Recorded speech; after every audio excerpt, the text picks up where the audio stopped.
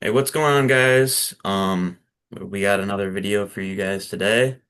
Um, Part two with Carl has been delayed a little bit, and we're going off a side tangent with him. And with this study too, we are having on my Hebrew teacher today, Shamir Barnett, and she's now my Greek teacher as well, which is new and great.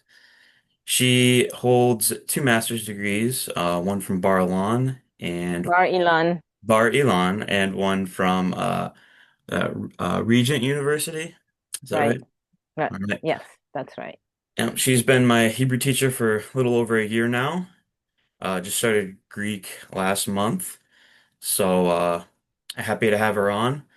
And she has a little introduction of herself and what she's going to be presenting today. So, hand it over to Right. you. All right. So I just want to give a little introduction of how I grew up. I actually grew up in Islam in my early childhood, and so it was a very closed off existence. So I didn't really have any exposure to the Bible, or I never heard of Jesus even, um, and really not even until I left home. And when I was about between 5 and 7, I had a encounter with God, and I only heard there's only one God. That's what I heard. I was standing in the doorway of my room, and then people often ask me, was it a voice? Was it, but you're a child, so children don't generally ask questions like adults do because you don't really have a basis to think like, who is this? Is that you, God? Anyway, so now today I realized that there is only one God. Is really the Shema Yisrael, Adonai Eloheinu, Adonai Echad, or the Lord our God, the Lord is one. And then after that, my mind kind of opened up. I was still just a child, and then um, I understood that evolution and even other religions were not true, and that the God that was speaking to me was the only one. And then I decided then I was probably maybe about 8 or something like this, and I decided that I would learn the Bible, that I learned it really well, and then teach it to others. So, except God didn't tell me how complicated that would be. So, all right. Do you have anything you want to ask or add before I?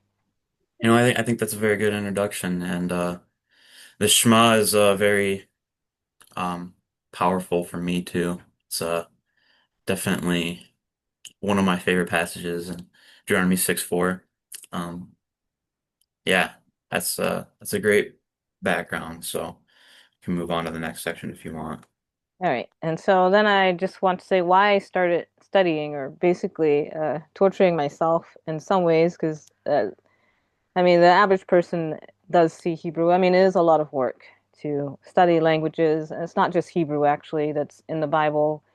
You have some Egyptian, like Yam Suf, or the Reed Sea. Suf is really an Egyptian word, not a Hebrew word. Moshe's name is, I mean, it's highly unlikely that Pharaoh's daughters were um referring to him in Hebrew. So you have a lot of mixture there.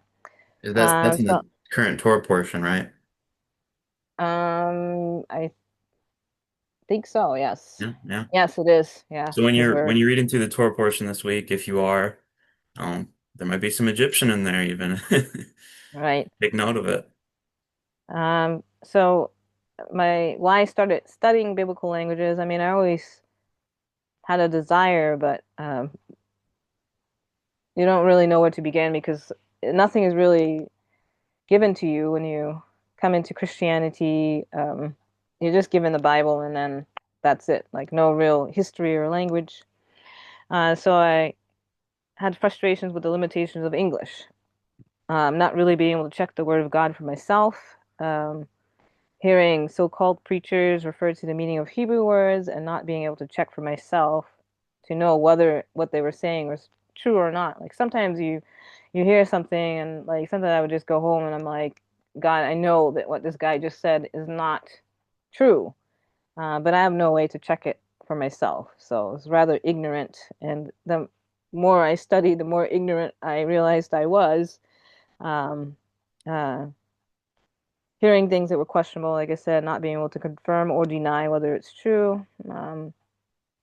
and that, like I said, other issues were receiving this Bible without not really connected to anything, sort of like a floating text somebody just hands to you without any explanation, history, or cultural understanding of what you're reading. When I was about 21, I realized that there was this kind of disconnect, and like I felt like we went in counterclockwise direction to what the Bible said for the most part, as far as like what we did or celebrations, or it just seemed something was off. So I thought, I could have a meaningful discussion with somebody. So I asked them if they ever feel like this disconnect, and of course they came back with a resounding no. And so it was a way that the person said no that I realized that asking questions was probably not going to be a good idea of anybody. And then whatever issues I had or concerns, I need to just keep it between me and God because I didn't really have any um, anywhere to turn as far as uh, to somebody else, or um, it's just like anyway. So that was that. Um, let's see, where do I want to go from here with all my mini notes? Um, do you think learning the biblical languages, we'll say, Hebrew for now, is like you said it's a difficult task, but is it as difficult as people make it out to be? To the point Well, where you're avoiding it entirely. well, I think the issue is like, well, one problem is that we've put translations in the front seat, and the actual text where the translation comes from, we put it in the back seat. So the translations have been elevated over the source from which they came. I actually kind of see like, well, I have to go into this spiel because I can't separate the two ideas. So this is kind of going back a little bit. Because when Yeshua's disciples in Acts 1:6, before he ascended, they asked him, when would the kingdom of Israel be restored? Of course, we know he said he couldn't give them the time or the season or when this restoration would take place. But now I see that we've been in that restoration period now for some time, because you see a lot of Christians, a lot of believers now coming to the Torah and understanding, or sort of unmasking what has been masked by centuries of Christianity and replacement theology. So I see Hebrew as part of kind of like, I call it the heritage return package. So like when you make Aliyah to Israel, one of the caveats is that you receive like free Hebrew uh, ulpan, so you can learn to speak and to kind of become part of the community that you've moved to. And so I just see that as part of this now, restoration, um, the restoration of Israel and the return. So is Hebrew hard? I mean, it has its challenges, obviously, for obvious reasons. Is that, I mean, you read it backwards and you have to learn a whole new alphabet. You've got gutturals, not something that's part of English, the English language. Um, I have to refer to my notes now. Because something else I want to say is that in-depth study of the language can bring an authenticity that is removed or washed away with translations. There's a lot of people that, when they look at uh, an English translation, and whether they have minimal Hebrew study or no Hebrew study at all, a lot of believers come back with the same response that, well, it doesn't really look much different than the English. And it's because that the basic and simple meaning is what a translation is. So everything is washed away, all the word plays, uh, and then you just have a really simple text of the Hebrew Bible. Like difficult passages, um, like in literal translations, which is a better translation than, like, say, the Living Bible or what's the other one? The Message, because those are really paraphrases, and there's a whole thing with that. But anyway, um, I lost my train of thought because I just uh, Oh, that's fine. I was gonna ask you at some point to, you know, list some translations for people to avoid other than well, it would definitely be the Living Bible and the Message Bible. I mean, that's right. like um, I have a little note about the Living Translation. Let's see where did yeah, so the Living Translation was translated by a businessman, K. Taylor, um, and it's a paraphrase.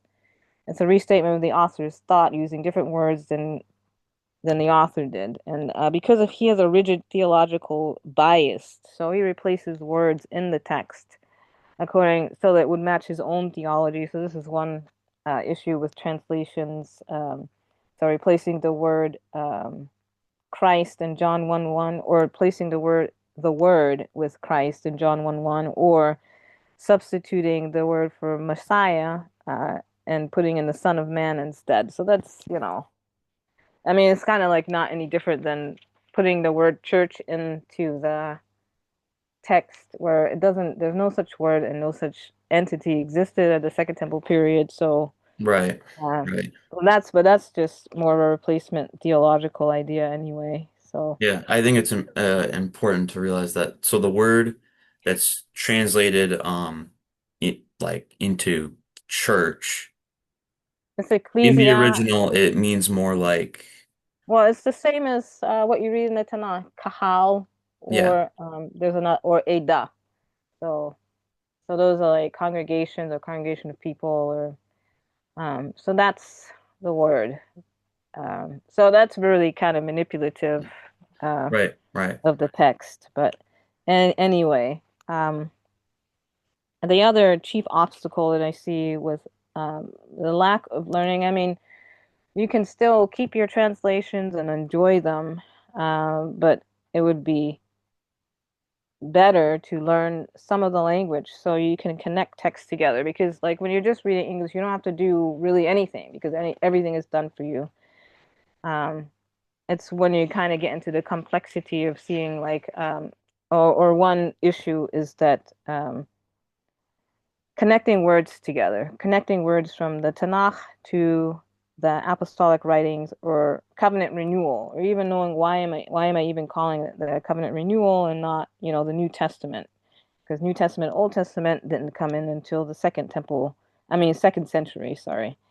Um, so like one of my aha moments was I was sitting in my room and I was reading the modern uh, Hebrew New Testament, which is only loosely based on the Greek, so you can't really read it without the Greek text, or I wouldn't recommend not having some handle on Greek because of word changes. But and then I saw the word mayim chayim, so living water.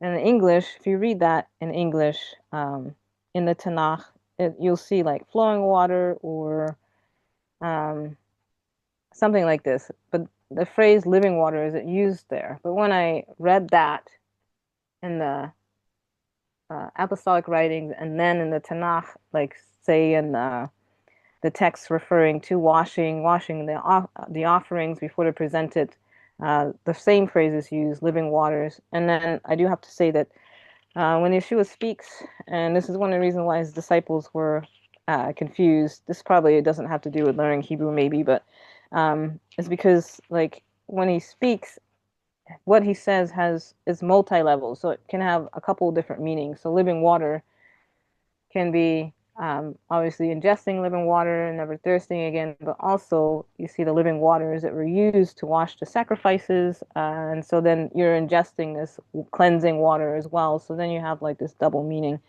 and it happens all throughout the text. It's not just this one thing. Um, so I would say language as a way to connect texts together, and I know that there's many people that don't really see so much value again in studying because why go through all the trouble? I mean, you have the English translation and, you know, Right. But if you want more, if you don't ever have any questions or and you're just completely satisfied, then you could just keep your translation and never study anything. Studying makes you more word conscious, is what I found, because you have to really slow down and understand what you're reading. So again, obviously English or whatever translation you're reading is limited, so you can't go beyond that. Um, and even if you have some training or you want to read scholarly commentaries, you still would need to have some language acquisition Right. to be able Because to write. they'll like put a Hebrew word in there, whether that be transliterated or the Hebrew characters and different commentaries. And you know Right. I've Yeah, read some books that insert a Greek word, and I've struggled with that because my Greek isn't there yet.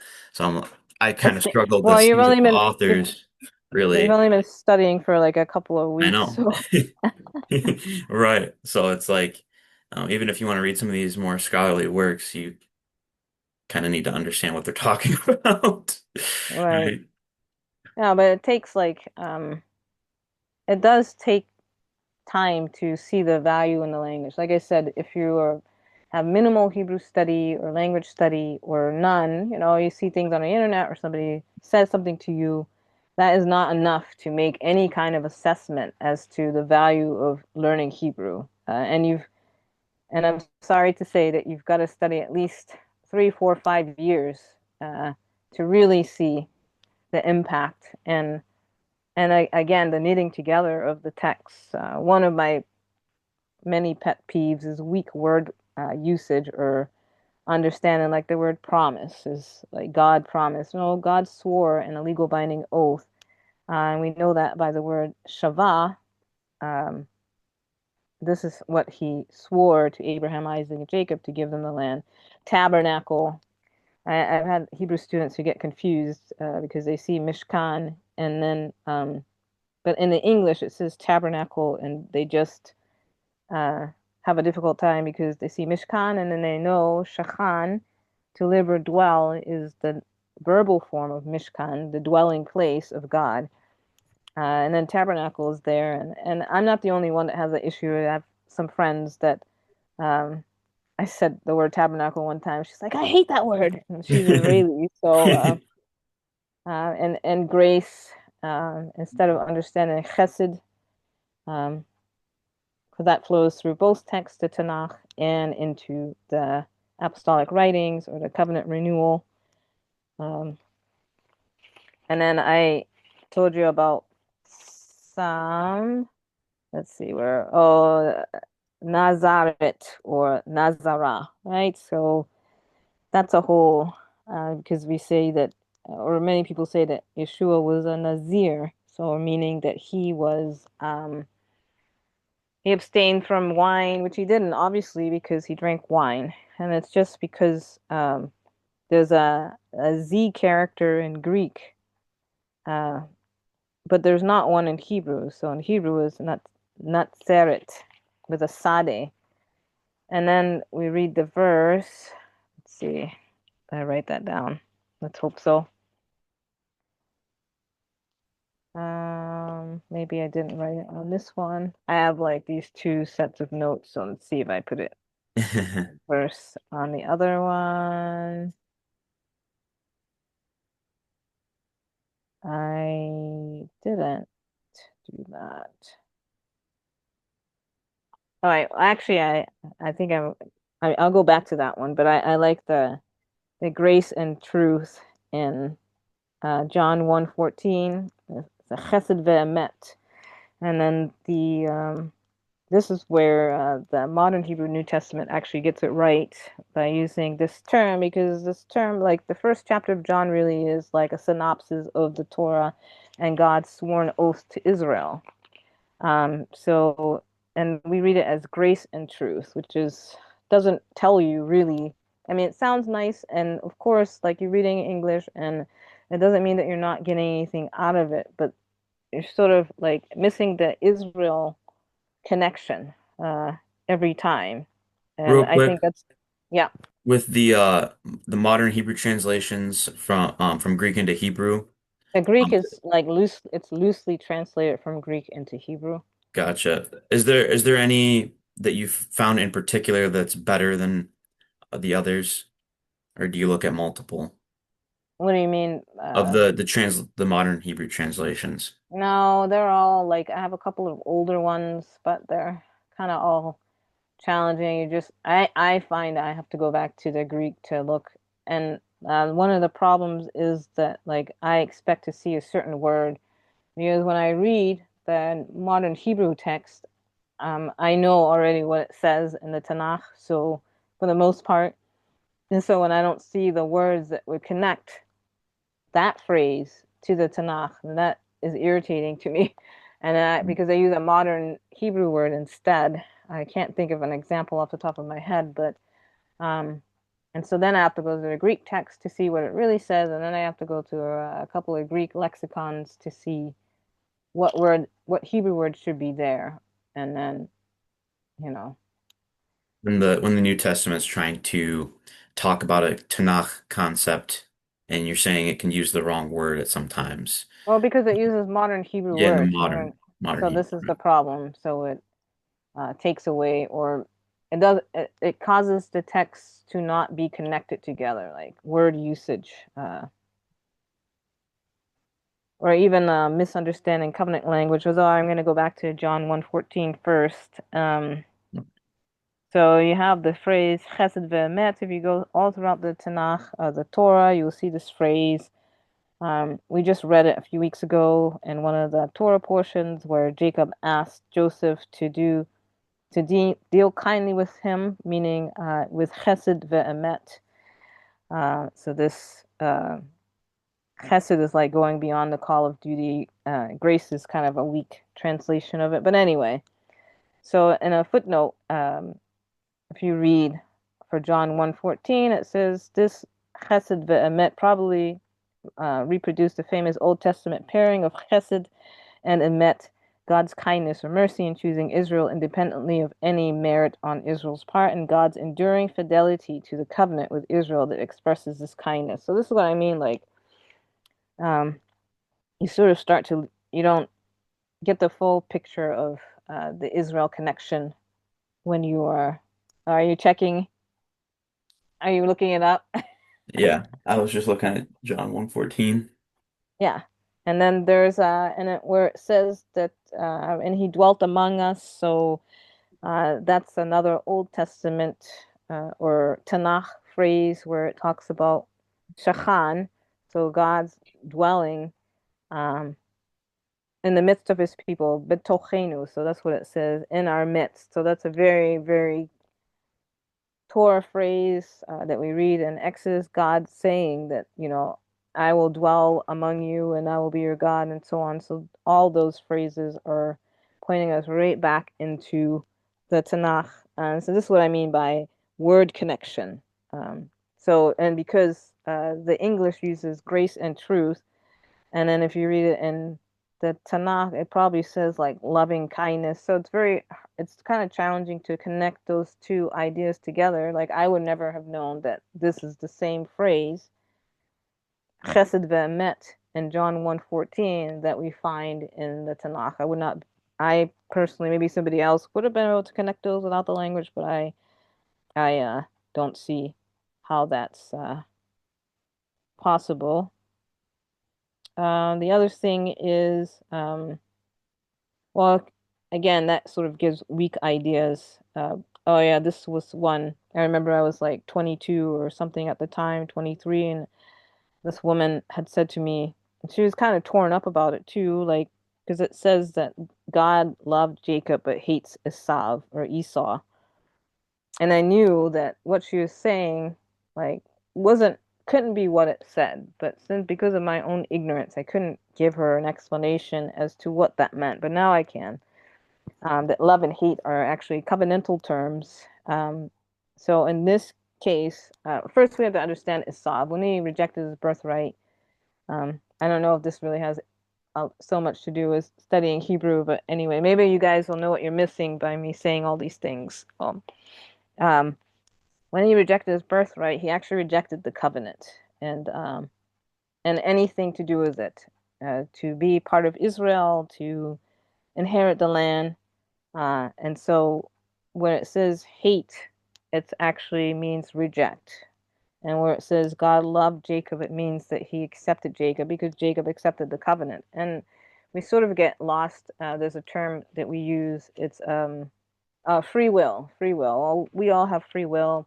That's kind of like a Greek, so like a Greek term or idea that has many arguments to it. It's been argued about for centuries. But I think that that sort of gives us more of a weaker understanding of God's word and what he actually requires. So, like, if you don't accept your position as Israel, because everyone is, I do want to say that everybody, like, when you come to the God of Israel and you are atoned for by the blood of Yeshua, you come into covenant. It's like at Sinai or Sinai all over again. So you stand at the mount, you receive this atonement from Yeshua, a heavenly high priest, and then you say yes, amen, to the covenant, to the Torah.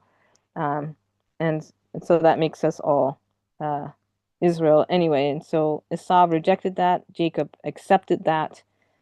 And then when Yeshua says, "If you love me," this is also the covenantal legal speech. You will do my commandments. Whenever that word is used for um, a king, Yahweh, or Yeshua, um, and actually the expectation is that you will immediately, in loving obedience, do what you're told to do. And obviously, God has a lot of mercy and grace on us, but the expectation is immediate obedience. Uh, so. Um, anyway, so when you read that, ahav is saneh. So ahav is to love, saneh is to hate, but in this covenantal legal terms, it means to accept or reject. I have another. Oh yeah, this just has a lot of in Malachi chapter 1. Uh, the word love is used there too as a covenantal word, or is this an election word. So God chose Israel because he loved her. And you can go through all the scriptures for that. Um, again, he also makes a note of when Yahweh says, I have loved Jacob, he means I chose Jacob and so on. So covenantal language. Legal, it's legal. This is another thing people don't understand with the covenant or with the God of Israel, that this is legally binding. Like God can never Israel can be punished, but the land can never be taken away. It's like we saw with the renewal covenant with Moshe at the end of Deuteronomy or Devarim. He passes the baton to Yehoshua, and the covenant is renewed. And this is actually how these the disciples and those who were with Yeshua, this is how they saw this covenant renewal. That's why I call it covenant renewal. Um, because it uses the same language too, like when he says Dam Habrit, so the blood of the covenant. I feel like I'm probably going off track, but I don't know if this what I'm saying is relevant to our topic of Bible translations again. But Right. um, It's fine. um, because we use the word renewed, so I'll just read this little. It says renewed. So in this understanding of the covenant renewal under Yeshua, um, the renewal part is that it's not like the covenant that made with the ancestors, and it may have, and that's the, although it is still the covenant for Israel, even though there's some changes. Yeshua becomes the high priest. The Mishkan goes to the heavens, God's domain, and it's no longer an earthly Mishkan. And that's just, if I backtrack just a little bit, with John 1:4, I mean 1:14, or I think it might be 1:16, where it says, "And they dwelt among us," or um, the word became, or It's John chapter 1 again, yeah. And I was just saying that when it says that he dwelt among us, the word became flesh and dwelt among us, so it makes me think of the Mishkan that was made out of animal skins. And here Yeshua is full of the Spirit, like because God's presence would come into the Mishkan and fill it. And so now Yeshua is here, filled with the Spirit, moving about the land of Israel and bringing healing and strength to those in salvation. Um, that's another thing too, like people with the word salvation, and they said, you can be saved. And then if you ask, what are you saved from? It's you're saved from the death penalty. Uh, so there's a lot of like the other thing too is uh, with Hebrew, it's the language is harsher, so it doesn't always coincide with Western sensibilities, or it doesn't always sound nice. Like, well, I say misunderstanding covenant language, like the disobedience and apostasy of the golden calf incident endangered the whole community. Right? God's presence withdrew and then allowed these personifications of evil to enter the camp and destroy the community. So if the Levites had allowed their own relatives, so here the Levites, when Moshe says, "Who's with me?" they stand up and they say that they are with him, and then they kill those who bowed down to the golden calf, um, which included their own relatives, mother, father, son's daughter, um, so on. And then Yeshua uses the same term again, like loving mother and father more than me. Um, but when he says that, that connotation is kind of referring back to this incident with the golden calf, that you would put your life um, um, above, or that you wouldn't allow the community of God if it was your own relatives, because that was basically the situation. So if you allowed your someone that you loved and you knew that they bowed down to this golden calf and you allowed them to live, the whole community would be destroyed while you're trying to spare their life. So again, the love hate covenantal legal language that he uses, but we don't really recognize that either. Um, just because our lack of understanding, lack of study, lack of language, and lack of connecting texts together. This is just my own experience and then what I've seen also with students.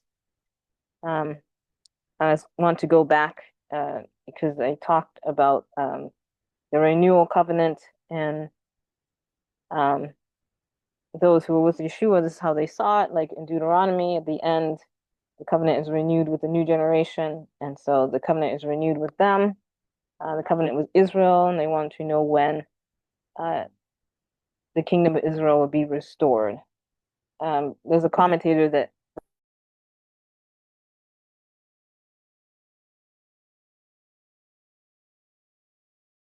we're not Israel. Jacob adopted the two Cutting out again. sons, Ephraim and Manasseh. That actually was the open door, or paved the way for all to become part of Israel. Like that was the beginning of inclusion, like saying that anyone who comes into covenants, because Jacob adopts them, brings them in as a son, as his sons, because he believed that Rachel would have had more sons than uh, anyone really Israel. So, and the covenant became more universal, of course, having Yeshua as our high priest. One didn't have to be necessarily at the Mishkan or build an altar at this point because we have Yeshua making atonement for us. But anyway, I just want to say that it makes sense, like twining both um, everyone's heritage uh, to be Israel, to come like the promises or God's to Jacob um, applies to anyone who comes into covenant with the God of Israel. It's just that if you want it or not, and then again, A lot of things have been obscured for centuries. I know the church has done a lot of good, but it's done bad too. So, you know, and then we have like misunderstandings or manipulations of words, like the word Shekinah, which is a terrible of the Hebrew Shekhinah, and then Sakina, and then all three religions embrace this mystical idea of God's presence. So they took the all-important words of Mishkan and Shin Kaf Nun, which is often used with Mishkan because it contains the same consonants to um, talk of God's presence dwelling in the Mishkan, and then manipulate it into a mystical Kabbalistic term. This was done by a Jewish philosopher. You can look it up on Wikipedia. It's there. It's not a biblical word. And then that's the other thing with the whole Yahweh as the breath too. That's another manipulated teaching. It's Kabbalistic. So, um, but I never would have known that. I remember hearing about the Shekinah in church and whatever, but it never, I didn't really know what it meant. Um, like I said, when I really sat down to study, I really didn't know what studying the Bible was until I started learning languages and then seeing how ignorant I was really and how much I didn't really know. Even reading the Bible for years, and it's just not the same. And like I said, you can stick with your translation, and but definitely would recommend coming all in uh, and picking up your Heritage Return package of Hebrew. Do you is there a way that people can engage? I just want, your opinion, how people should go about this. Is there a good way to engage with the biblical languages if you still I guess if you're still On the um fence. with the using a translation, like should people use like lexicons and such without having formal training in Hebrew? Is there a way Well, that that you would can be like, use it? it would be kind of hard to like to do that without any. I mean, at the very least, you'd have to know the alphabet, Right, and you'd have to know what you're looking for. You know, right. like sometimes you like. I mean, you could get like a maybe I have a. Although I never really recommended interlinear would have a separate Hebrew Bible. I mean, but again, you would need to know at least the alphabet and vowels. There's just like there's no easy way around it. When I taught violin, the students would come in with this grandeur. They just heard Mozart and whatever, and then they squeak out, you know, hot cross buns, and the tears would come, and I just tell them, this is it. So there's no other way I can make this easier for you. You're just gonna have to stick with it and do it. Um, there's no escape. Um, I definitely recommend sticking with um, scholarly commentaries and Hebrew lexicons, because Holiday Hebrew lexicon is the supposed beginner. But again, like um, first you have to understand that Hebrew is a lifelong study. It's not like our education system has failed us in telling us that well, you finished 12 years of school, so you're done. Something like 90% of people or 80% of people never read another book after high school, and 90% after college never read another textbook. But if you're gonna like studying the Bible, which should be all of our uh, should encompass all of our lives, that's a lifelong thing. So Hebrew isn't really something to start, arrive at a point and be done with it. It's just something that will go on and on. You can't get to the end of the word, so you can never study enough. You can't live enough lifetimes even to be able to get to the end of the Bible. It's just every year or every year, every tour cycle, you find something new, you see something new. So, and then with the Hebrew, um, you know, you have Genesis 2:28 and then 3:1. So there's a word in there, a room. So the first one is used to describe the condition of the man and woman as being without clothing or naked, and then the second one is to describe the serpent in 3:1 as being Arum or Mikol Chayot Sadeh or something like this from all the animals of the field. And so, but when you see that word Arum and 228, and I think it's 228 or 225, and then in 3:1, you know that something's going to happen with this word. It's like a tell. So you do miss a great portion of text without the language, without knowing anything. And again, like I said, English is limited. It gives you a limited view.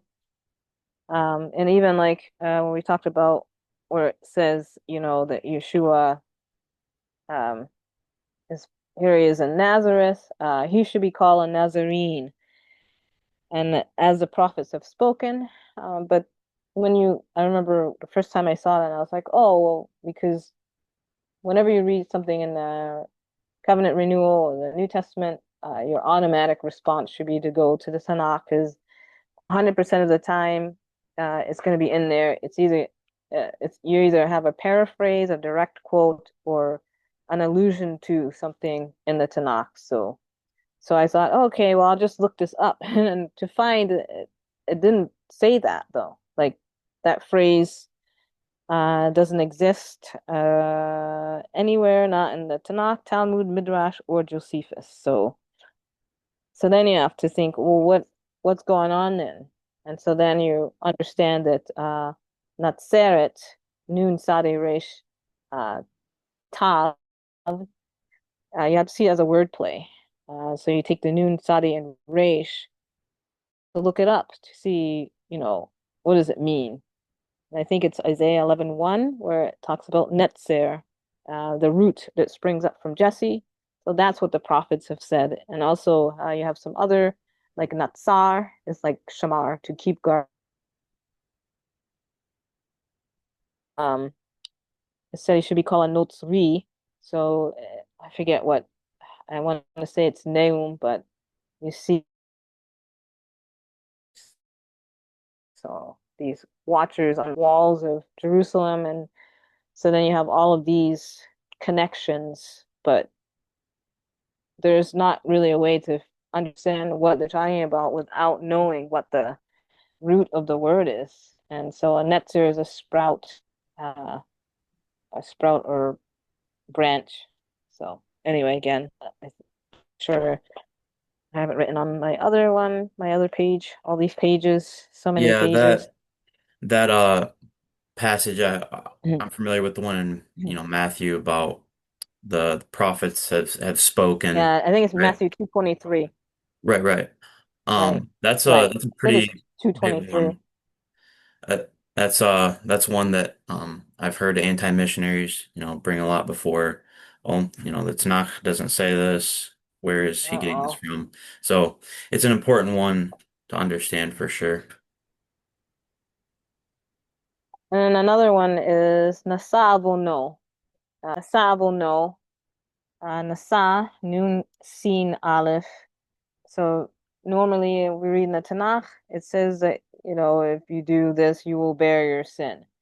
And then we read in the book of John, where John introduces Yeshua, he says, behold, the Son of Man that takes away the sin of the world. So takes away the sin. And so that's like, I don't see how you could in English connect those two terms together. Nasa abono, so he will bear the sin of the world, where normally you would bear your own sin. But you can't connect those two phrases like with English. And this is why I just find over and over again that it doesn't mean that, translations are useless, obviously, but would say that you need more. And also not just with the translations, but seeing yourself as Israel, part of the community of Israel now. At some point we sort of have to move away, in some ways, from church teachings and come into um, this covenant renewal and um, establishment or renewal of Israel. This is what, I mean, when you die, you're not gonna end up at the Empire States Building. You're gonna be, in the Holy City. You know what I mean? It's not. Uh, So we sort of have to keep some of these things in mind. Um, Yeah, New York isn't the holy city. Christianity or Christendom is a vehicle to bring the message of salvation, but it's not really a religious system. It's God who awakes the heart, and it's not through man-made traditions which tend to obscure rather than shine light on the whole truth of God's word. So I see studying Hebrew coming into one's Hebraic heritage. Um, I know people will say, well, it's not a salvation issue, which I think that that's kind of an elementary. I had a student who made a comment about that, and I agree with him actually, because he just said, he's not comfortable with people saying that because we can literally say that for anything. Well, I don't believe in the gifts of the spirit, but it's not a salvation issue. I don't believe in this, but it's not a salvation issue. It's just kind of cheapens salvation in a way. Um, anyway, I just say a lot of. Oops, okay, you're still there. A lot of things have been obscured by Christian tradition, and again, I'm not saying Christianity is bad or whatever, but now it's time to start to come into uh, the restoration of all Israel and to know His word. Um, to whatever extent one can study and to try to go beyond just reading a translation, um, just to get more depth into and more connecting the word together. Because this is what I found like with a lot of Hebrew students, because they had a difficulty with, they didn't have a problem with reading the Tanakh, but with reading the renewal covenant because it's taught so differently. Um, and it's really not connected a lot of times to anything. I mean, how many more centuries are going to read John 3:16 and without also acknowledging that at the end, before Yeshua ascended, he only prayed for those who were his in the world, but he did not pray for the world because at that point he rejected the world because the world had rejected him. And again, you still have that the same like Esau and Jacob. Jacob was accepted, Esau was hated or rejected because of his rejection of God and the covenant. So we don't want to do that anyway.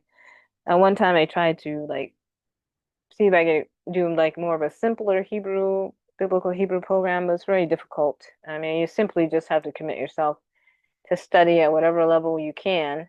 Um, and the more you study, the more you see that you need to.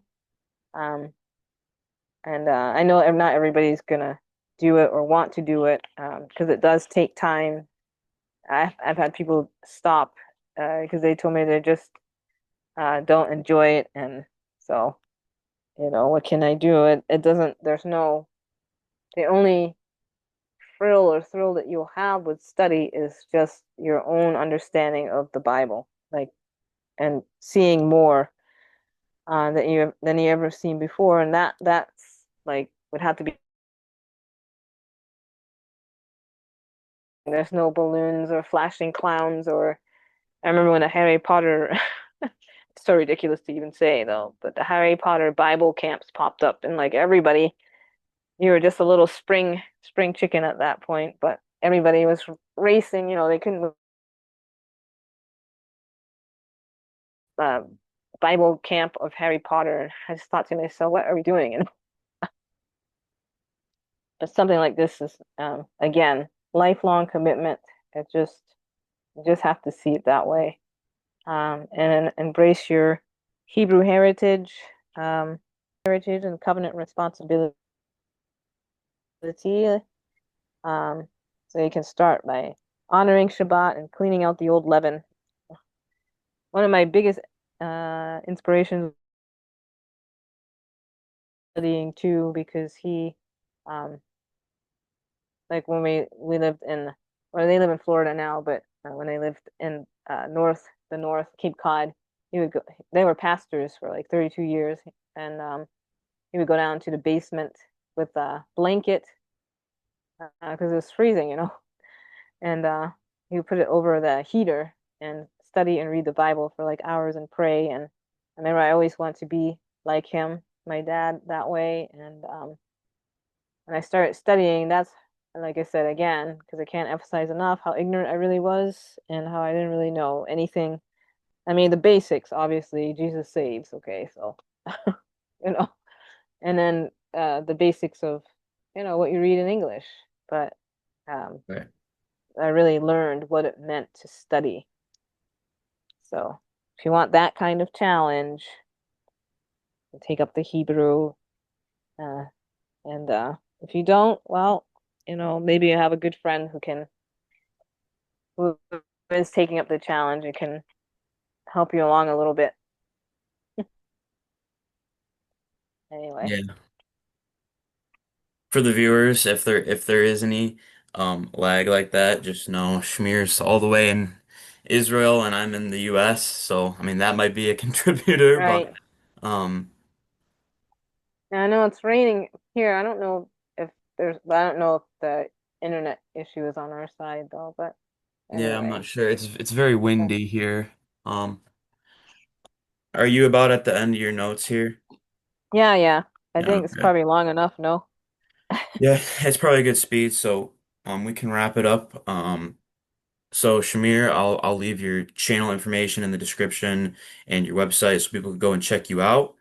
And Okay. you can contact Shamir through her website, I believe, if you're interested in classes. That would be amazing. We can get some Yeah. support to Shamir. Or WhatsApp or Facebook. I mean, yeah, Facebook Messenger is Yeah, good.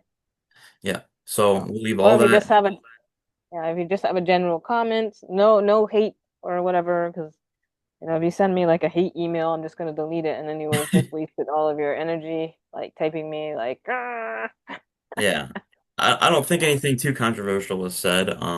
Might ruffle little feathers with this Oh one. yeah, yeah. That's Well, fine. It that's happens all the time.